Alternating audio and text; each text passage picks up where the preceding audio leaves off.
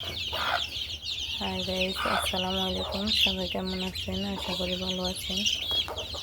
এই যে দেখেন খাঁচায় মুরগি পালন। এইভাবে মুরগি পালন করলে খাঁচায় মুরগির বাচ্চা একটা মরার সম্ভাবনা নেই। 100% টিকে যাবে।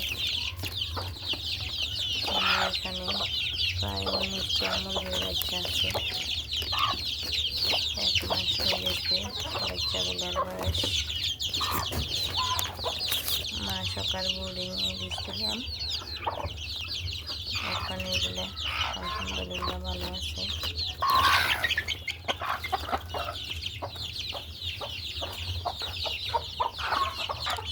এখানে আছে 7টা বাচ্চা আর একটা মুরগি সহকারে। এগুলার বয়স 2 মাসের থেকে বেশি হয়েছে। এখানে 7টা আছে বাচ্চা।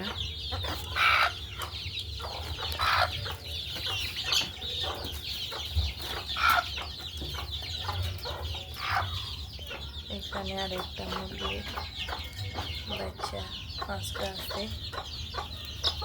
এগুলা ছোট, গলা ছিল রাতা থেকে হয়েছে।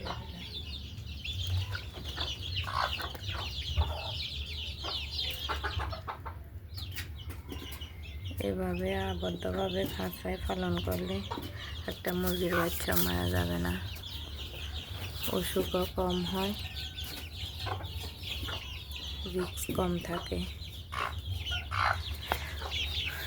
আর এখানে দেখেন আমরা চীনা হাঁসের বাচ্চা, রানা হাঁসের বাচ্চা, এগুলো আনছি আমি 1 মাস হয়ে গেছে। চীনা হাঁসের বাচ্চাগুলো একটু সামান্য বড় আনছি, আর রানা হাঁসের বাচ্চাগুলো 0 বাচ্চা আনছি।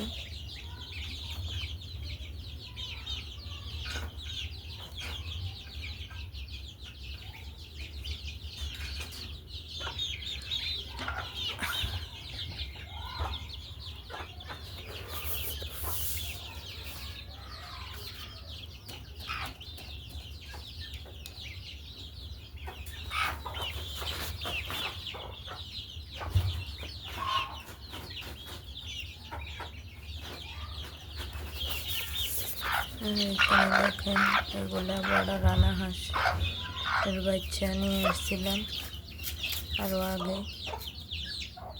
এখন এর আগেও আরও 2টা নিয়ে এসেছিলাম, ওইগুলো মারা গেছে। এখন এই 2টা আছে, একটু বড় হয়েছে। তো সবাই এভাবে খাঁচায় মুরগির বাচ্চা, হাঁসের বাচ্চা পালন করতে পারেন। আশা করি উপকৃত হবেন। বাচ্চা মরার সম্ভাবনা একদম কম।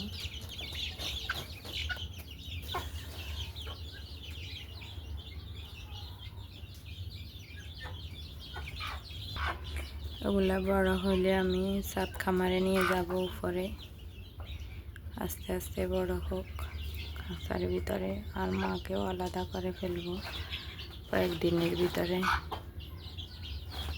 এই যে দেখেন ছাদের উপরে চড়াই পাখি কতগুলা। এখানে আমার এখানে সব সময় আদার খায়।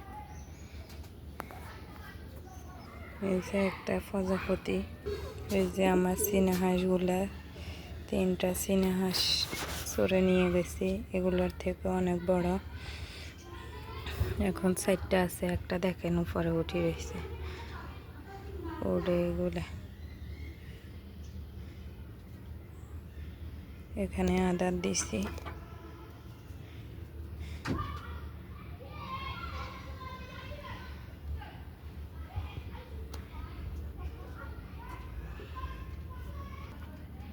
সবাই ভালো থাকেন, সুস্থ থাকেন। আসসালামু আলাইকুম।